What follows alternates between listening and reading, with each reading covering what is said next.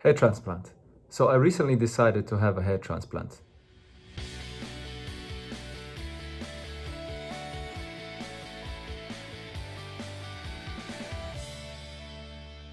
The operation that I had was in Turkey. I'm currently on day one post the transplant procedure. As you can see, my hair is still fairly raw and doesn't look very appealing. So I decided to do this little video just to walk through the procedure itself and what it felt like and what to expect from it. The procedure itself took roughly, I would say, about 7 hours. So if you think about it, you can break down the whole process into three main parts. The first part, that will take a whole bunch of donor parts from healthy parts of your head, which are basically like thin strips of skin with hair stems on them. Then the second part, somebody will come in and they will outline like a new hairline for you where they're going to plant them.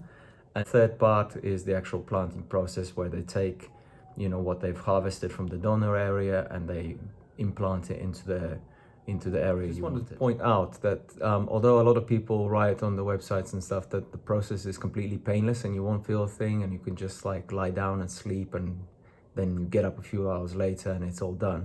It's not quite the case. Although the process itself is painless, the injections that you get before the process begins are quite painful.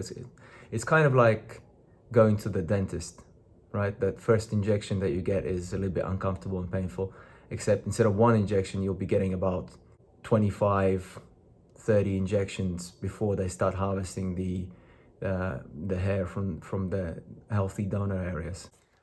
Once they actually start harvesting the grafts, the process is not painful, but it's kind of irritating. So if you've ever got a tattoo, or even you can compare it to a dentist, it's probably a good comparison. It's just, you don't really feel it, but it's uncomfortable. Also, the whole thing takes quite a long time. So you've got to be lying still on the bed without moving your head while they do it, and they'll slowly adjust your head as they need to move around it. Harvesting the grafts from the healthy donor area. Whole process takes probably around 2 hours, maybe just a bit over, depending on how much grafts they need to take. It kind of feels like somebody's pulling on your hair lightly, and then you will hear this buzzing noise when they're using the machine to remove the grafts from the back of your head. Initially, because I've never seen it before, initially I thought it was some kind of like a drill or something, and they were kind of drilling into my head. But then later I realized that what they've got actually, it's like a electronic peeler, if you think about like a potato peeler or vegetable peeler, and they're peeling off very, very thin slices of your skin off the back of your head together with healthy hair stems on them.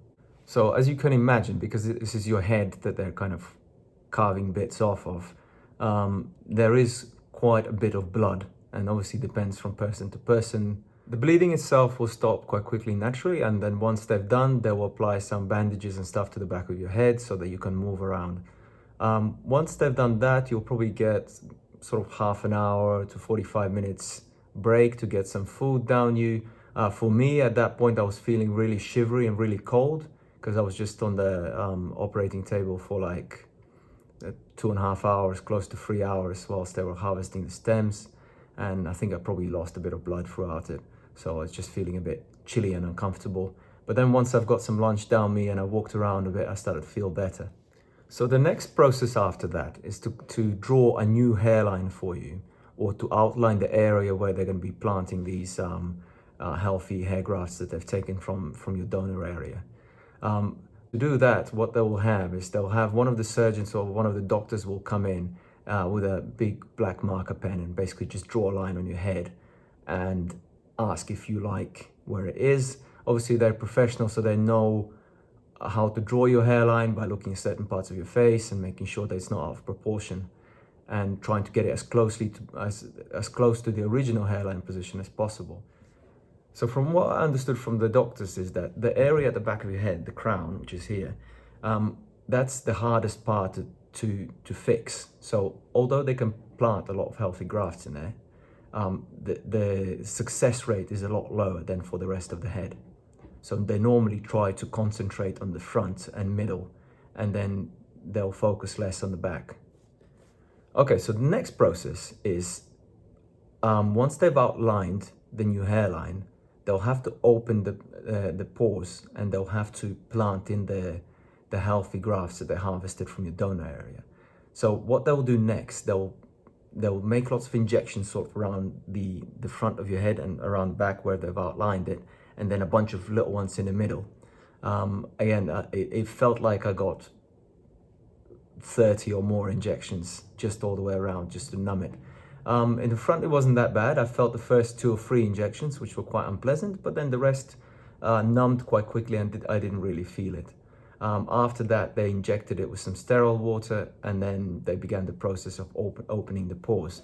So when they opened the pores, what they seem to have been doing is using a scalpel or whatever they had, is just to poke a load of holes in my head. So if you look at the holes I've got from the transplant, they were all individually poked out using a scalpel.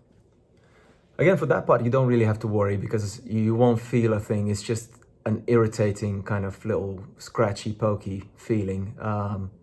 It does go on for quite a long time. So it took the guy to do about 45 minutes for me, but it obviously varies from person to person. There were a couple of areas where it did feel a bit painful and a bit tender, but I just told them that it started to hurt, and they put some more painkiller. For this part, there wasn't really that much bleeding or anything. It seemed a lot more comfortable than when they were harvesting the grafts from the back. But I guess also this was because I was lying on my back and looking up rather than having my face squashed inside that little hole in the table. So the process was a bit more comfortable, but it did take a lot longer than the first process.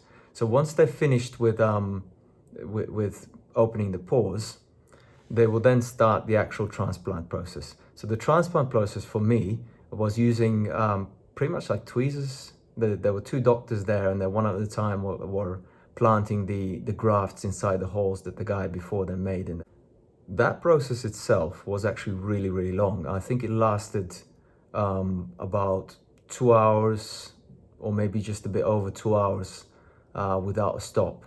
It seemed to be moving quite quickly, but I gather since they were transplanting something like 3,000 or 4,000 grafts into my head, it probably took longer than expected. Also, depending on the type of hair you have, so my hair is fairly thin, so for them it's a lot harder to work with because one graft may not expand into as many hairs as it would do for somebody who's got thicker hair. So once they finish with the transplant process, you'll end up with a bandage back of your head where the donor area was, and just an open top of your head or whatever area you had the transplant in. It looks kind of grim at first because it looks all raw and pussy and bloody and not very pleasant. But it clears up pretty quickly. When they're finished with the transplant, what they'll give you one of these, which is like an airplane pillow thing. So you just put it around your neck, and when you sleep, you just lie down on it and just sleep. The only thing I found really, really uncomfortable was the first night when I went to sleep. Although I was really, really tired, I couldn't really get much sleep because I kept thinking that I have to lie straight on my back and avoid touching my head on the pillow. Also, the numbness on your head stays around pretty much until the second day. So the first night when you go to sleep, you feel like you've got half of your head is basically numb. You feel like your head's a balloon. Other than that, it doesn't really feel that bad. But like I said, the only thing I felt really uncomfortable was sleeping the first night, because trying to keep straight, I don't normally sleep on my back. So for me, being told I have to sleep on my back and I can't sleep on my side or my front was a bit weird and discomforting. Also, there was lots of fluid coming out halfway through the night. I think I woke up about 3 or 4 o'clock at night, and like my pillow was covered in fluid and bit blood and bit red. I wasn't too worried about it because I checked the bandage and the bandage wasn't red. It was just the stuff leaking out the bottom. It was a bit concerning because the doctors over there didn't tell me that I should expect anything like that. The doctors will also give you some antibiotics and some painkillers and some medicine to remove the swelling and inflammation that you can pretty much start taking as soon as you get back to the hotel after the procedure. Painkillers, I didn't really need them, and it never got to the point where I felt so uncomfortable that I thought I have to take a painkiller. The antibiotics, I went on straight away. So they give you a course of antibiotics to take, obviously, so you don't get any infection, any problems with your head after the procedure. There's also lots of things to consider as far as dietary goes, and drinking, and if you're a smoker, smoking, and what kind of clothes you can wear, etc. So after the procedure, you can't wear, for example, t-shirts for something like 10 days. You have to wear a button shirt, so I had to go out and buy this thing pretty much straight after the procedure because I didn't read the notes. As far as food and drink goes, you're not allowed any fizzy drinks or Coke or anything like that for the first 2 days. After, you're also not allowed coffee for the first 2 days. No alcoholic drinks for first 10 days. You can't do any sports for a month, or sauna or anything that will make you sweat. So the next day after the transplant, I woke up, I was pretty much okay. I didn't feel too much discomfort or anything, just felt like, well, my head was a bit sore, but that's about it. Nothing too bad. I had breakfast in the morning, then after sort of around 11 o'clock, I straight away went back to the clinic. They did a quick check, removed the big bandage that I had around my head, which was nice because that thing was really uncomfortable. And they gave me this thing, which is like it's like an elastic band. So if you think about like an elastic bandage that you put on your ankle when you sprained your ankle, it's pretty much the same thing. So the reason why they give you this is so that you don't have any swelling on your face from the procedure, and it's really for the front of your head, but it also covers the back of your head where the donor area is. That's a little bit uncomfortable, and what you got to keep doing is for the first 2 days while you have it, every half an hour you have to physically pull it back where it is on the donor area so that it doesn't stick to the tissue that's healing. So the back of your head, once they remove the bandage, you'll see it looks pretty grim and raw, but as there's no bleeding or anything, it's not really that bad. The clinic will also give you some pills, some like multivitamins and some shampoo and other things to use. They'll give you directions of when to use them and how and why. They'll probably try to sell you a whole bunch of things as well, which they did try with us. My advice is it's up to you really. You can buy the stuff from them, or you can probably get back home and order it off Amazon or something. I don't think it's really crucial to get it from them. So after 2 days, they said that I should cut this bandage off. So I should take a pair of scissors and cut through it rather than pulling it off, because you don't want any contact with the top of your head or the transplant area. They also gave me this hat, which is one of theirs, but I think you can wear any hat you want as long as it's a loose fitting hat. You don't want like anything like beanies or tight fitting caps. If you've got a baseball cap, I'm pretty sure you can just wear it on top of this band-aid.